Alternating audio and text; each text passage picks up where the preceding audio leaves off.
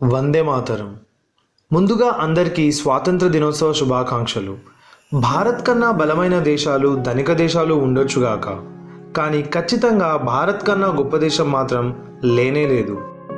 అసలు ఒక వ్యక్తి లేదా ఒక దేశం యొక్క గొప్పతనానికి కొలమానం ఏంటి?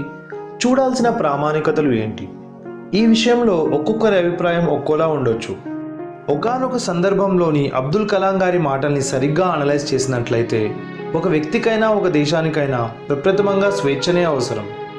వేరొకరి స్వేచ్ఛని హరించడం, వారిపై ఉక్కుపాదాల్ని మోపడం లాంటివి ఎప్పటికీ బలానికి ప్రతీకలు కావు. ఇవి వారికి ఎదుటివారి స్వేచ్ఛని గౌరవించడం రాదు అన్న విషయానికి నిదర్శనాలు. ఎన్నో దేశాలు భారత్ని ఆక్రమించాయి, మన సంపదని దోచుకున్నాయి, వాళ్ళ సంస్కృతి సాంప్రదాయాల్ని మనపై రుద్దాలని చూశాయి. కానీ భారత్ ఏ దేశం పైన ఇలాంటి పనులు చేయలేదు, ఎందుకంటే మనకి వారి స్వేచ్ఛని గౌరవించడం తెలుసు కాబట్టి. ఒక సందర్భంలో స్వయంగా అబ్దుల్ కలాం గారు మాట్లాడిన మాటలు: In 3000 years of our history, people from all over the world have come and invaded us, captured our lands, conquered our minds. From Alexander onwards, the Greeks, the Turks, the Mughals, the Portuguese, the British, the French, the Dutch, all of them came and looted us, took over what was ours. Yet we have not done this to any other nation. We have not conquered anyone. We have not grabbed their land, their culture, their history and tried to enforce our way of life on them. Why? Because we respect the freedom of others. ఈ మాటల ద్వారా ఎదుటివారిని గౌరవించడంలోనే మన గొప్పతనం దాగుందని తెలుస్తుంది. భారతదేశం ఎప్పుడూ గొప్ప దేశమే. ఎన్నో విషయాల్ని ప్రపంచానికి చాటి చెప్పారు భారతీయులు. భారత్ అన్నింటిలోనూ ప్రపంచానికి ఆదిగురువే. చిన్న అగ్గిపెట్టెలో చీరని చుట్టేసి పెట్టినా, ఒకే రాకెట్లో 104 శాటిలైట్స్ని పెట్టి పంపినా అది భారత్కే చెల్లింది. The Indian freedom fighters started many movements that in some way or the other helped broke shackles of slavery after 90 years. From the revolt of 1857 to Sipai Mutiny, there were many movements that were a major benchmark in the fight against Britishers.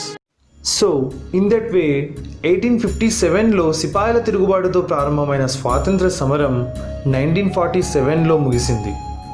1947 August 14 అర్ధరాత్రి తర్వాత భారత్ స్వతంత్ర దేశంగా మారింది.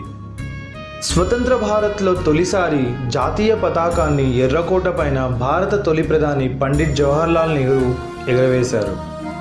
His words are still remembered by every Indian by heart as he said, "Long years ago, we made a trust with destiny, and now the time comes when we shall redeem our pledge. At the stroke of the midnight hour, when the world sleeps, India will awake to life and freedom." Of course, the moment was indeed special and contributed to the unity and strength of the country.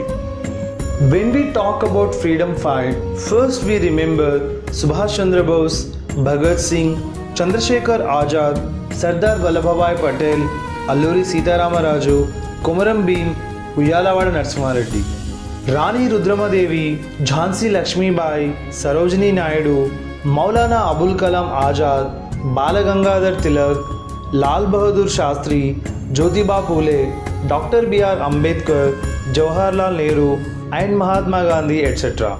స్వాతంత్ర సమరంలో ఈ యోధుల పోరాటం అందరికీ తెలిసిందే, ఎప్పటికీ మరువలేనిదే. ఎందుకంటే వారి కృషి అలాంటిది. మరి వీరి వెంటే నడిచి దేశం కోసం ప్రాణాలు విడిచిన ఎందరో లక్షల వీరులున్నారు. ఆ లక్షల పేర్లు చరిత్రలో లేకపోవచ్చుగాక, కానీ వారి త్యాగం చరిత్రలో ఎప్పటికీ మిగిలిపోతుంది. ప్రతి భారతీయుడి గుండెలో ప్రతిధ్వనిస్తూనే ఉంటుంది.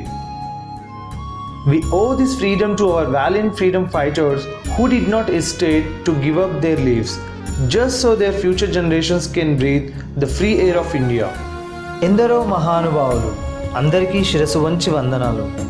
శతక కాలం సుదీర్ఘ సమరం, ఎంతోమంది వీరుల ప్రాణ త్యాగం, ఫలితం భారత్కు స్వాతంత్రం.